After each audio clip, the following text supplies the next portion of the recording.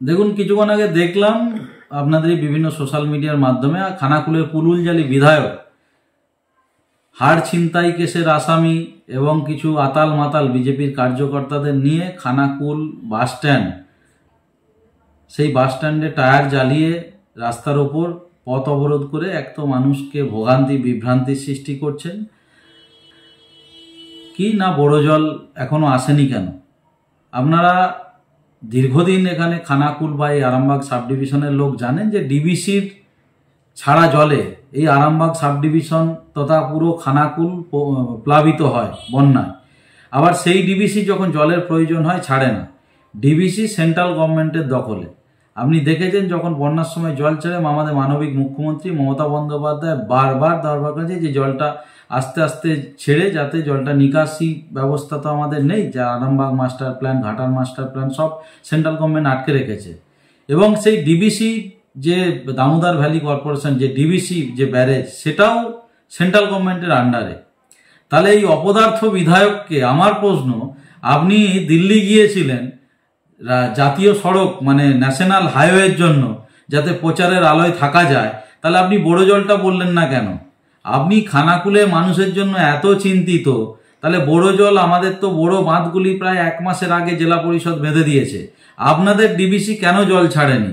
আপনি তার জন্য কতবার ডিবিসিতে দরবার করেছেন? যারা প্রকৃত এই জলের কাজে লিপ্ত থাকে প্রথম থেকে, আমি যতদিন আমার রাজনীতি এবং ছোট থেকে বড় হয় এখানেই, হরিচচ্চরি, অচিত সিংহ রায়, নুন নবী মণ্ডল, তারা তো বেগুয়া ফেগুয়া গিয়ে রেগুলার জল কত দূর আছে এবং সংশ্লিষ্ট দপ্তরের সাথে কথা বলছে।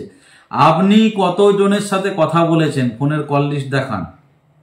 আপনি মানুষকে বিভ্রান্ত করছেন। আজকাল সোশ্যাল মিডিয়ার যুগ, মানুষ এত বোকা নয়।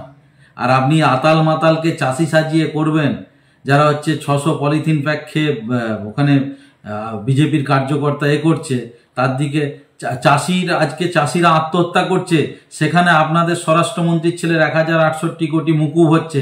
আপনি চাষিদের কত লোন মুকুব করেছেন? মানবিক মুখ্যমন্ত্রী প্রত্যেকটা শস্য বীমা, এই বন্যায় ডুবে যা সবের ক্ষতিপূরণ দিয়েছে কেন্দ্রীয় সরকার, সমস্ত টাকা বন্ধ করে দেওয়ার পরেও। আর আপনি এখানে করছেন, আপনি এইসব প্রচারের আলোয় করছেন যাতে 26-এ আবার আপনি জিততে পারেন।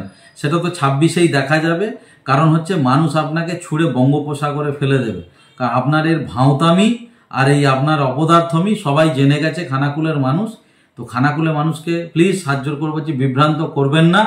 আর বড় জলের জন্য ভাবুন খানাকুলের মানুষ হিসেবে। আর আপনার এরকম এই পুরুলজালির আপনার এই জন্য নাম দেওয়া হয়েছে পুরুলজালি, কারণ আপনি সত্যিই জালিমাল একটা। আপনাকে এর থেকে বেশি কিছু বলার নেই।